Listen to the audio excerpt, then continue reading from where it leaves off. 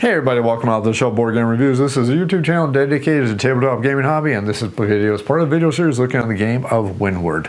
Now, Windward is a 1 to 5 player game. It's a cooperative game, it's a competitive game, it's also a game that plays a couple different ways, but I'm getting ahead of myself because this video itself is just going to be a review of the game itself. If you want to learn how to play the game, see some sample gameplay, or just get a quick overview, check out the other videos in the series. There's going to be a full review of the game itself. Now, if you have any comments or questions, make sure you leave them down in the YouTube comments down below. I will answer them as quickly as I can. You can also feel free to email me at offtheshelfboardgamereviews. That's otsbgr@gmail.com. Definitely be sure to answer your email as quickly as I can.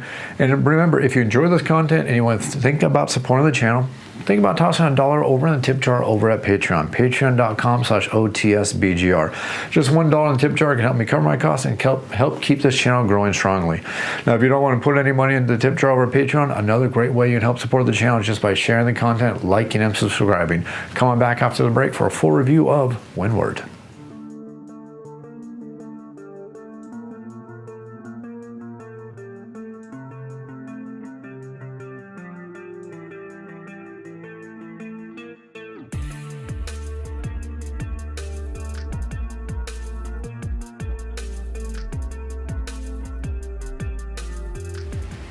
Now, the game Windward is a cooperative and a competitive 2 to 5 player game, or cooperative. You can play anywhere from 1 to 5 players if you like. But this is a game of adventure, exploration, nautical combat. Basically, take the idea of your traditional nautical combat, your seafaring, your hunting of whales, and put that in space on a gigantic gas giant planet where there's one giant city in the center of the board, and all the players have to be great space captains. And our whole objective is to take our spaceships, well, our space sail ships across this giant gas planet, our longboats, and go out there and explore this planet, collecting resources and hunting down these giant whales in an effort to harvest their resources, to get gas, to get notoriety, and become the most notorious, the most famous, and the best captain at the end of the game. The game is going to play out until one person manages to get to 15 points on the notoriety track, and that's going to be the last round of the game. Now, one of the good things about this game is it's not going to be a game, it's going to be a race to 15 points. It's going to be a race to have the most amount of victory points and the most notoriety at the end of the game, because in this game, when somebody gets to 15 notoriety, that's going to be the last turn for that player, but every single other player around the table is still going to get an opportunity to interact with the board and the game and score victory points. And then and only then, whoever has the most amount of victory points is be the grand winner. But there's a nice one little extra caveat here.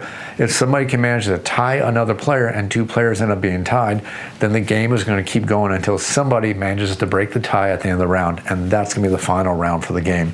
So it's kind of a nice, interesting aspect about this game is it's not one of those games that's a race game, which are games I never really enjoy, because it causes players to have that grand Hail Mary play, and I always feel like it feels anticlimactic because you throw all your resources at this grand finale. If you succeed, you win. If you fail, you're basically out of the race for the rest of the game, and it's something I'm always a little bit negative towards, and it's always good when I see games that don't incorporate that mechanic. But again, what this game is this is basically, in a way, it's kind of like a pick up and deliver. It's a little bit of an action game. It's a little bit of a thematic game. It's a little bit of a antagonistic game because the players do have the ability to go out there and be space pirates. But it really, what this game boils down to is this is basically an Age of Sail style game with a sci-fi and a fantasy theme, and it's really well done with the theme. That's one of the areas of this game where this game is really truly great and really shines. They managed to bring out the theme of this game. Instead of having your standard game where you're just gonna have your sailing ships going out there sailing, you have this really cool theme about this planet that's made out of gas, and all these players just trying to hunt down these either super aggressive Cresters or these less aggressive Cresters while they're waiting for the grand, big, gigantic Crester to come onto the board, become the great equalizer, and hunt down all the players. Because the interesting thing about this game is the great white Crester and the red Cresters are extremely aggressive. They will actively try to hunt down the players and try to sink their ships, while the other players are also able to go into the age of piracy and also start attacking the other players. But there's different ways to play this game. The really great thing about this game is don't be scared off by the competitive gameplay about this game, because you can win this game without being a pirate. But if piracy is something that troubles you, or the theme troubles you, there's other alternate ways to play this game. There's also the way to play this game where you have one player who's a naturalist, and their sole goal is to go out there and tag all these great Cresters. And as long as these Cresters remain tagged, remain alive on the board, that player is going to be gaining victory points. So that player plays a little bit differently, adding more to the variety, adding more to the replay, and adding more to the tactics of the game. Because when you have this players playing on naturalists, their whole goal is to go out there and tag all these Cresters. Once they tag them, they want to do their best, whether it's by playing skullduggery, sneak in attack tactics, or various different things to make sure that those Cresters stay alive, because every round they're alive, they're gaining lots of victory points. So all the other players are now forced to go after that one player and either sink their ship, because once your ship is sunk, you're not removed from the game, you're sent back to the big city where you have to start gathering your resources all over again. But these players also need to start hunting down all the tagged Cresters, because as long as they're on the board, that player is going to keep getting those victory points as long as they're out on the big board itself. So there's lots of extra variety and extra gameplay that goes into this game. Not only that, this is a game that has tons and tons of different ways to play the game that I've already mentioned. You got the naturalist, which is going to add lots of variety to the game. You also have different achievements that you can play with every single time you play the game. In the game, you're only going to choose 2 achievements when you start playing this game, but you have this large stack of achievements that you're going to be playing through. And like I've already said, the game plays differently every single time you play it. Just do the random setup, the way you have all the different cards that come out, the different way the players are going to be playing, the different way the different Cresters are going to be coming out on the board, and eventually once somebody gets that grand 10 notoriety, when the grand beast comes out on the board, that's also going to change up the gameplay of this really interesting adventure, nautical, spacefaring, interesting game. Now, if you didn't watch the other videos in the series, the basic idea and the basic flow of this game is think about the Age of Sail with whaling ships and hunting along those lines. And of course, like I said, we already have that naturalist I've already mentioned, if you don't want to be someone who's hunting down the whales. But I'm digressing here. The basic idea of the game is you are going to be a captain of your ship, and your sole objective is to use your ship and go out there and sail all over the board to gain victory points through notoriety and to gain resources. And the way we're going to do that is by hunting down these great whales. These great red Cresters, when we defeat them, they're going to drop their teeth, and if we turn in the red teeth back at the base where we can gain 4 notoriety, we can hunt down these smaller gray Cresters, and if we bring back their gray teeth, they're going to bring us 3 notoriety. And then finally, if we can be super brave and maybe just a little bit foolhardy, when the great grand Crester, the great white Crester, comes out itself, we can hunt it down and defeat it for a total of 6 notoriety. So remember, notoriety is our victory points, but we're also getting other things when we're hunting down these whales. We're getting gas. Gas is the basic resource of this game, and gas is the resource that keeps the inner city itself staying afloat in the gigantic floating planet made of pure gas itself. So the players are trying to go ahead and get all these resources, and they're going to use these resources to do various different things, such as upgrade their crew. They're going to use it to gain cannons on top of their ship. They're going to gain abilities to gain supplies that allow them to do things such as change the weather patterns, change up the way they're going to be fighting, getting different abilities, gaining the ability to sail further and do all these things. And this game has a very wonderful organic feel to it, because your turns are never very deterministic. I know we're all familiar with lots of games where it says at the start of your turn, you must do this, and then you must do this, and then your turn's over.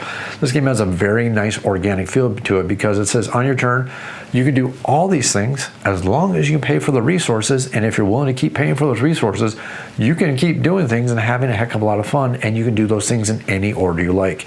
And that's a wonderful freeing feel when it comes to a board game. It makes it feel like this is a game where your decisions change every round. Your play style changes every round. Your tactics change every single round, because you can play the game how you want. There's so many options to ensure that every time you play this game, round to round, game to game, and every time you play this game, you're going to bring it back to the table because it feels different, it plays different, and the outcome is always going to play differently. But you have to be willing to accept a game that has a little bit, and sometimes a lot, of luck. Because remember, luck is part of fortune, and fortune favors the brave. Fortune in this game can be fleeting, much like the winds of change, because the winds are one of the things that you need to be contending with when you play this game, because every single round, there's going to be a wind die that's going to be rolled, and it's going to judge which direction the wind is currently blowing for this current round of the game. And much like the Age of Sail, you can only sail with the wind, and if you sail completely with the wind, you can move for free, but you can never sail against the wind, which adds to different strategies and different tactics. And the wind is always going to stay the same way for an entire round, unless somebody manages to play one of the supply cards that aren't very common. There's a couple of them in the deck, but when you play them, they allow you to randomly change up the wind. Not only that, the combat in the game itself, much like many Age of Sail games, the combat in this game is also randomized by dice. And the interesting thing about this game is you basically have 2 attack dice to do a lot of things in this game. Now, 2 attack dice may seem decent until you realize that the red Cresters are going to roll 5 attack dice, and the granddaddy big white Crester itself gets to roll 8 attack dice, and whoever rolls the highest is going to be the winner, and the difference is the amount of damage you're going to take. Well, these Cresters may only have 1 hit point. Your current hit points is only equal to your current morale level, and if you take so much damage that your morale sinks down to 0, you guessed it, your battleship is going to be sunk, sent back to port, and all your precious resources, whether it happens to be bonuses, whether it happens to be teeth, or whether it happens to be Cresters you managed to sink, are all going to be dropped on the spot where your ship was sunk, allowing other players to come capitalize on your defeat and your failures and go ahead and take those resources and possibly cash them in for victory points. Now, fortunately, there are ways to enhance your ability to go out there and do fighting. For instance, you can go out there and add different cannons to your ship to make it so your ship can do more damage. Of course, these cannons are one-time use, so you need to be buying a lot of them, especially when you're going after great enemies. You can also be getting supply cards, which can add to your attack value. You can also start hiring crew, which can also add to your attack value. But the interesting thing about this game is that your crew, while you can totally get a total of 3 crewmates, they all offer different benefits. And once you've hired a crew member, you can never fire that crew member, and all these crew member cards are double-sided. They all have different bonuses to them, and some bonuses are great depending on which way you want to go. Sometimes they're great for other ways of gameplay that you want to be going through. So you want to make sure you're deciding exactly how you're hiring your crew members, because once you make that decision, you're locked into that decision. So this game is a game that does feel like a game full of adventure. It feels like it's an Age of Sail game, and again, yeah, I know there's a sci-fi theme to it. Trust me, it's an Age of Sail game. As a matter of fact, you can sail all the way across by taking your ship and going all the way across the board off to the other side. So they do make it feel like it is a planet in that aspect, and plus you get these cool little whirlwinds, these zephyrs, which allow you to move across the board. But beyond that, this is really an Age of Sail game. It's a fun Age of Sail game, which adds in a couple extra things that you couldn't see in a standard Age of Sail game. The very first thing you get to add in is the fact that you have longboats, and the fact that you have multiple levels of elevation. Because in this game, there's 2 levels of elevation. There's the upper level of elevation where your ships, the Great White happens to be, and also the Red Cresters happen to be. But there's also the lower elevations where your longboats can go, where they can hunt down these smaller Gray Cresters. But while they may not be worth as many victory points, they can definitely give you victory points and give you a path towards victory in this game. But again, it's all a little bit of a dice roll, because your little longboat only has 1 attack die versus the 1 attack of the Gray Crester. And if your longboat sinks, it's definitely going to be sent all the way back to your ship, sunk and brought down to the bottom of Davy Jones's space locker, and just work with me. So the point I want to make here, and the point I hope you understand here, is that this game definitely has a lot of strong theme to it. But that theme also incorporates a little bit of randomness and a little bit of luck, and that's something you need to be ready to appreciate, and something you have to be willing to deal with, and something you have to be okay with when it comes to these kind of games. Because it's very easy for this game to be a little bit abusive towards you when you get the luck definitely working against you. And it can also feel a little bit punitive in a way when the luck is definitely working for you while everybody else at the table is kind of struggling. That can be a little bit frustrating to the other players. Fortunately, this is a game that doesn't take a long time to play. This is a game that usually will be done in about 4 to 5 rounds, and the rounds go fairly quick in this game. I mean, I know if you watch my sample gameplay video, the game runs long in the sample gameplay video, but you need to understand that is me doing a lot of the stuff talkie to the screen to kind of make you understand how the game plays. But when you actually play the game, the turns go very, very quickly, because you have a couple options what you can do. You can sail across the skies, you have a limited amount of movement, you can drop your longboats, you do some attacking, play some cards, and then the next player gets to go. So fortunately, the turns in this game don't take a long time, but it can feel a little bit random at times when you watch a player who will just defy the impossible odds. I kind of do it in my gameplay video, and you just happen to roll just a couple of dice that just really score you the lottery, and then you manage to take out a great Red Crester the first or second round and manage to lock in some good victory points and get a nice solid lead. Now, it's very nice, and something I must impress upon you though, that even if somebody manages to get a little bit lucky in this game, that doesn't stop the other players from resorting to the age of piracy. Because if one player starts pulling ahead, it's very easy for the other players to go ahead and attack that player. So this is one of those games where it's very much going to be up to the table. This is one of those games where you have to have players who are willing to play aggressively. This is one of those games where you have to have players who aren't afraid to go ahead and attack the other players. And this is also one of those games where you have to have players who are willing to accept the fact that, hey, this is the age of piracy in space.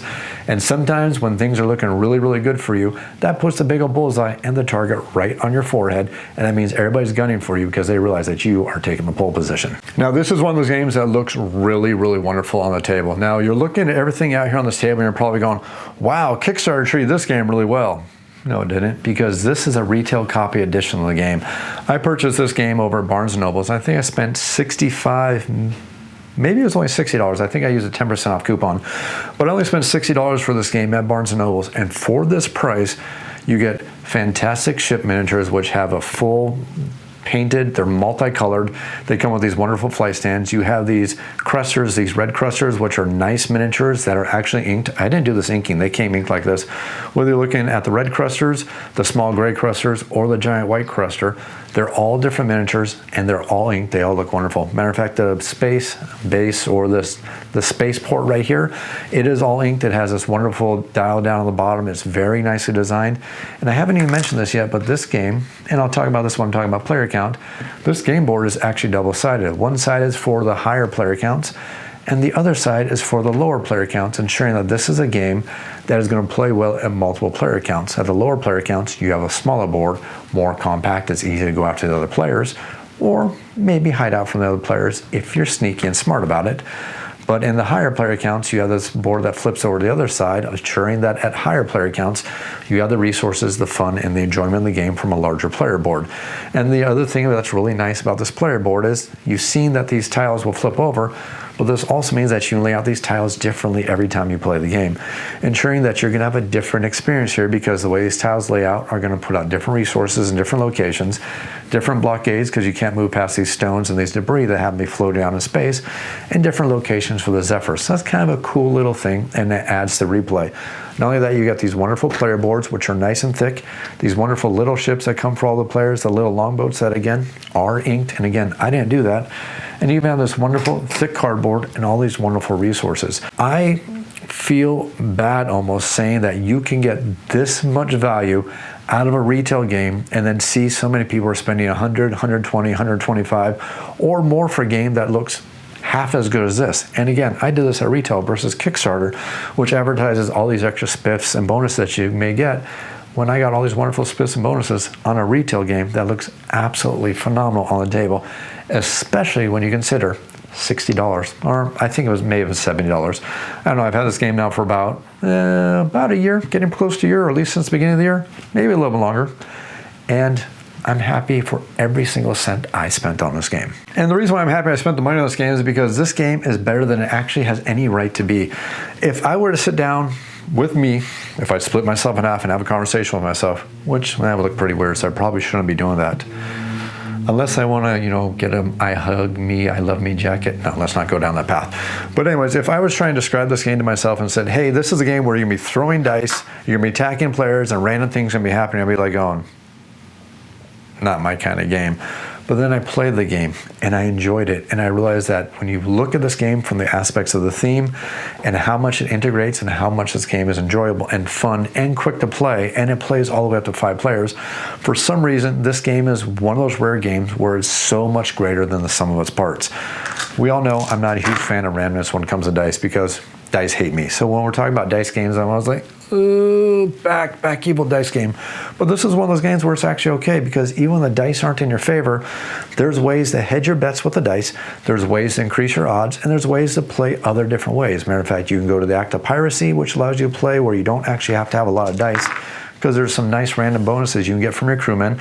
There's some cards that can help you with that. There's different ways to do that. There's different strategies and different tactics.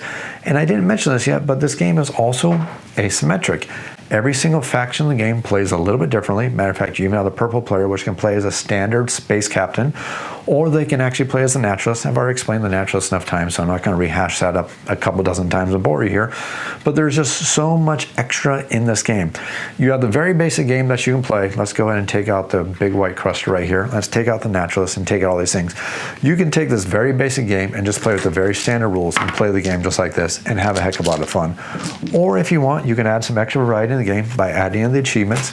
Again, this gives you different ways to earn victory points, especially for people like me who dice seem to hate, because I can do very easily things like go to this and says, oops, that's a bad one for me. This one here says move 15 spaces on your turn and score 3 victory points. I don't need the dice to do that. I can score victory points even with my terrible, terrible dice luck just by planning my route and playing smart. Let's look at this one. This says hire 3 crew members, be the first to do it, get 4 victory points. I can do that. I can do that without rolling the dice. And again, I can feel good and have fun playing the game because I don't feel like I'm being hampered by the randomness of the dice. And I can still play different ways and still do different things and still manage to score victory points and different tactics, different strategies. I can still win the game. So you have this game here that has multiple paths of victory, wonderful looking components, a wonderful amount of replay, different strategies, different tactics. The game plays in different player counts. Oh, I haven't even talked about the player count, which is something I like to do when I talk about any board game review. This is a game that plays anywhere from 1 to 5 players. Now, when I say it plays from 1 to 5 players, the game does have cooperative rules. So when you're playing the cooperative rules, you know you're going to be playing differently, playing the one-player version of the game. I'm a huge competitive gamer. I'm not a huge co-op player unless it's a different kind of games. Well, for my dungeon crawls, I love co-op. But when it comes to games like Age of Sail or any kind of game like that, I do like non-cooperative. I prefer competitive games. So it is great that this game does play solo. This game also plays great from 2 to 5 players. And it's going to play differently depending on the amount of players because the game, like I've already said, does have the double-sided player board, which allows you to have the smaller map on the smaller player counts, meaning that you're going to have the smaller, tighter experience, making sure you're going to have lots of interaction. Or when you get to the higher player counts, you're going to ensure that there's still lots of interaction on this larger board with the different layouts because you're going to have more enemies on the board. And I shouldn't say enemies, I should say Cresters. But I guess I could say enemies because when you get to the higher player counts, you now have more players who are gunning for you. And if you start taking a lead and put that bullseye right in your head, things are going to get really challenging for you when you have 4 different pirates all beeline for your ship to go ahead and sink you before you make it back to the base, to go ahead and cash in your teeth to gain all that nice, wonderful notoriety. So again, the game does play really well at all these player counts. Now, I am not going to lie though, when you get to the higher player counts, it is very possible for the game to stop being strategic and start becoming much more tactical because things are going to change, and by the time it gets your turn, you may not be able to even do what you want to do anymore. Because like I've already mentioned, you already have the problems, and I don't mean problems in a negative way. You have the challenges with the wind, with the flag here, and it's very possible for somebody to change the wind before you even get your turn. As a matter of fact, another player can really be a jerk to you and force the wind to change because they know it's going to hamper you and make your life much more challenging. So understand that by the time it gets your turn in the higher player counts, the game can start turning to much more of a tactical game where you'll be like, well, I knew what I wanted to do before Jim across the table here completely screwed up my turn. So now I need to reprocess what I'm going to do on my turn because, well, the wind's against me. You move the Crester over here to block me. You move the other Crester over here to block me. Thanks for being a jerk. Friendly way. But I know that this game now is much more tactical at the higher player counts. So lower player counts, a little bit more strategic. Higher player counts, a little bit more chaotic, a little bit more tactical, but the game still has that wonderful Age of Sail and the wonderful adventure and the wonderful nautical feel that really is the hallmark of what this game is trying to do. And it does it really, really well. Now, I do freely admit that this game is not some deep strategic tactical game that's going to be a brain burn. This is basically the kind of game that you can play about an hour to an hour and a half with your friends. It is definitely much more leaning on the adventure side. You can see that already with the dice, the randomness, the way that the enemy is going to start coming after you and attacking you, the way that the players can really kind of screw with you on the game. So you can see that it's much more of an adventure nautical style game. So if that's something you're looking for in this game, you're gonna have a heck of a lot of fun here. If you're looking at something that's much more strategic, a little bit less random, and isn't so much in your face between all the players, this is probably a game that you want to take a second look at before you think about investing the money. Although, I'm not gonna lie, for $60 to $70 for everything you're getting here, it's worth the gamble because I'm willing to bet you're going to enjoy the game.